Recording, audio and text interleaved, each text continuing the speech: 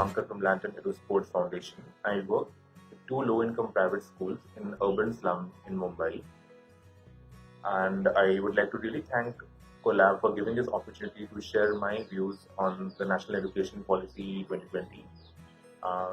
So what the facet that I'm going to talk about is privatized funding into the education sector.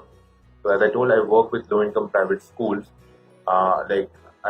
This funding is something that is that they do not receive from the government, and there are other sources that they have to leverage to get the running cost and whatever infrastructural needs that they have. The schools have, they need to be dependent on the different other channels.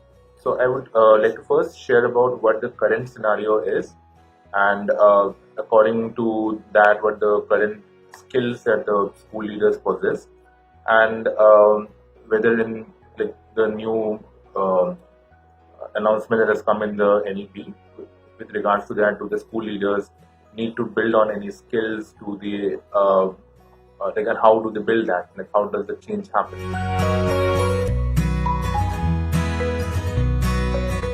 So currently, around 70% of all the private schools that are present all over India are low-income private schools, or what you call as affordable private schools or budget private schools, where the the monthly fees is somewhere between 300 to 600 rupees.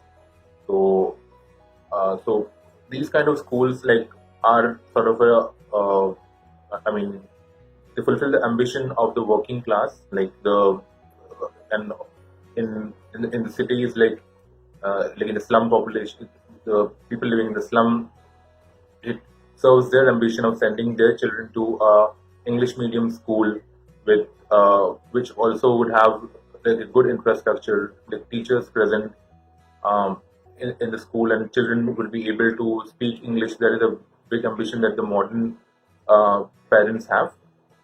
And with the lack of government schools and the lack of teachers in the schools, the schools have really flourished in the past 15-20 years. And so when I say about they have flourished, they have opened up and they started off, but then there are a lot of challenges that they have to face on a day-to-day basis, and which was actually exemplified during this coronavirus pandemic when the schools were shut. The main source of revenue is the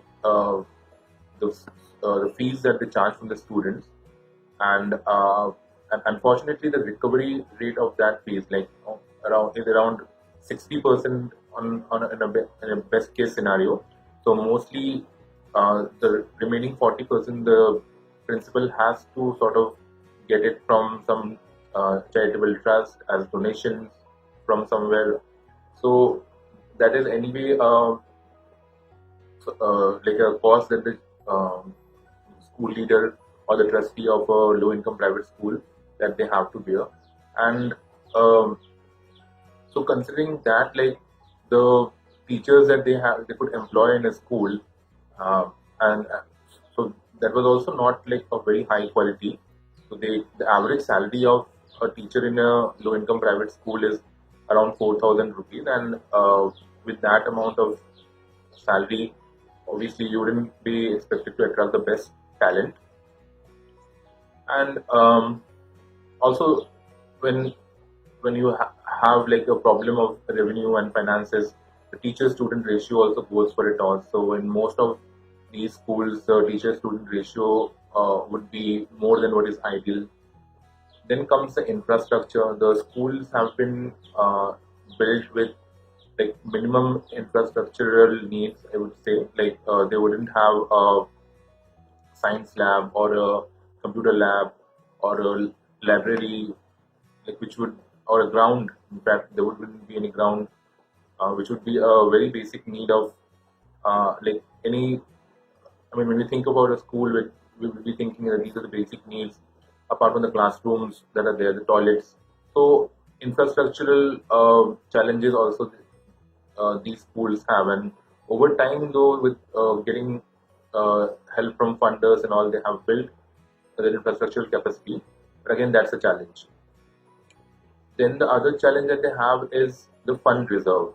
There is no fund reserve. Whatever they are getting in the current year, and in terms of the fees from the students or any donations that they receive from any charitable organization or any other NGO that they receive from, that is mostly used up in that same year for the running expenses. And most of the schools do not have any reserve fund. So when a problem like school school shutdown happened during the lockdown, so the schools weren't able to pay the teachers their salary and had to let go of them. And it's right now a very hard situation for the teachers because they're like without job for more than 4 months now, and some of them have started looking for jobs outside of the education sector as call center executives or marketing executives. So that is a challenge anyway already there.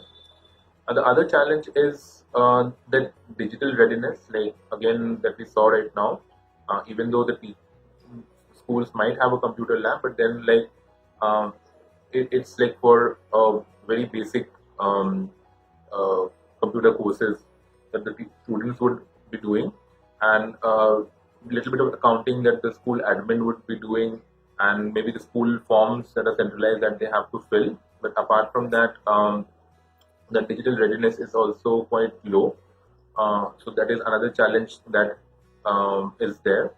So in terms of so when I talk about digital readiness, I'm also talking about the communication part, like whatever is happening in the school, is it going on the social media or like other regular posts and updates about like a newsletter coming out or a regular post about what is happening in the school that's being posted. Or in fact, when some donor donates some money, is there a report going back to the donor?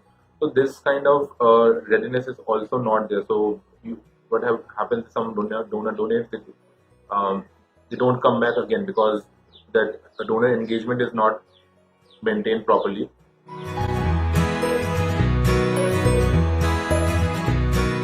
Um, so in terms of like what new skills that the school leaders would need to build on is like, to overcome all these challenges is one is the skill of fundraising, and the other would be the skill of communication. Like I mean communication, I believe communication and like fundraising, they go hand in hand unless and until the world knows like what the school is trying to achieve, and in that process how much progress that the school has made.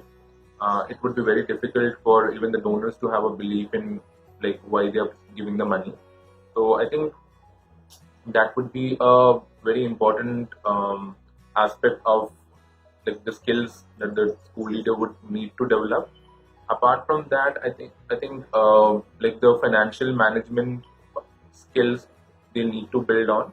Like whenever the money comes in, it's like as a grant or a donation, it should be utilized in a way that yes, we have a proper plan of utilization, and some money should be kept in reserve. Uh, and like if certain things can be got in kind, or somebody comes in like donate something in kind, so those routes can be explored. And also there is a lot of government schemes which are there, like being aware of those schemes, being aware of certain grants that are there, because there is a lot of foundation which give grants, being aware of those grants, getting their like the accounting proper, like getting a audit report done, getting like their ATG 12A, all the certifications done, so that whenever they need to approach a CSR, they do not have any sort of shortcomings in terms of the documentation. I believe the school leaders need to now see themselves as an entrepreneur rather than just a school leader and the school as an organization. Like maybe they also should look at partnerships in terms of how can they use the school space after the school, like in the non-school hours, how can the school space be used, so that that is an additional source of fundraising. um, yeah. And also like if the school can start certain like certificate courses, like maybe for the community, like just English speaking or computer course, because the computer lab is already there. So if computer courses can be done for the community in general, that might be also an added source of revenue. So identifying the sources of revenue is another thing that the school leaders need to maybe develop like a knack in. In this regard, like our organization has also started a new project in collaboration with Barefoot Edu Foundation called Rehnuma, in which, as I said, like we are viewing the school leader as a entrepreneur and the school as an organization, and we develop certain capacities in the school leader apart from just the school management and good teaching and learning uh, capabilities.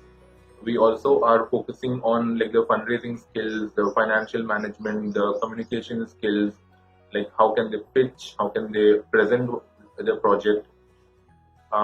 So yeah, so this in short is I feel is the skills that are needed in terms of like a systemic change.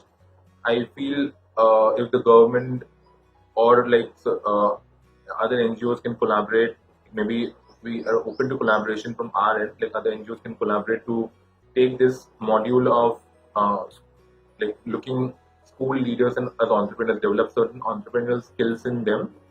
I think that would be the best way to go forward, because the schools have been struggling with funding before, and when if NEP opens up a channel where we can have philanthropic funds coming into these schools to improve the quality of these schools, I feel like we need to build the capacity of the school leaders so that they are able to provide better education to the children that they are working with. Thank you.